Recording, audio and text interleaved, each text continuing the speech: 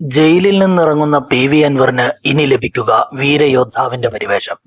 ഇടതുമുന്നണിയുമായി തെറ്റിപ്പിരിഞ്ഞ PV. Anwar രാഷ്ട്രീയ ദിശയില്ലാതെ അലയുമ്പോഴാണ് അപ്രതീക്ഷിത അറസ്റ്റും ജയിൽവാസവുമൊക്കെ അൻവറിനെ തേടിയെത്തിയിരിക്കുന്നത്.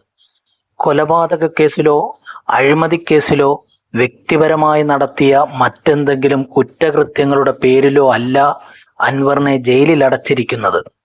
മലയോര ജനതയുടെ ജീവിതത്തെ ബാധിക്കുന്ന പ്രശ്നത്തിന് പരിഹാരം തേടി നടത്തിയ സമരത്തിന്റെ ഭാഗമായിട്ടാണ്.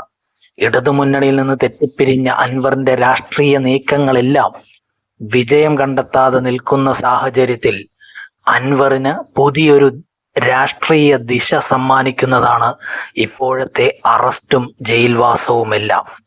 അൻവറിനെ അറസ്റ്റ് ചെയ്ത നടപടിയും രീതിയും ഭരണകൂട ഭീകരതയാണെന്ന് UDF ഒരേ സ്വരത്തിൽ പറയുന്നു.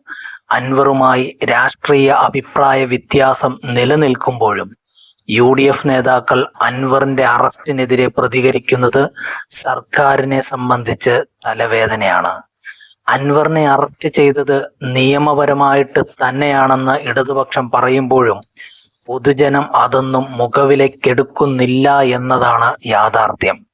വലിയൊരു കുറ്റവാളി അറസ്റ്റ് ചെയ്യുന്നത് പോലെ രാത്രിയിൽ വീട് വളഞ്ഞു നടത്തിയ അറസ്റ്റിന്റെ ആവശ്യം ഉണ്ടായിരുന്നോ എന്ന് LDF പ്രവർത്തകരും അടക്കം പറയുന്നുണ്ട്.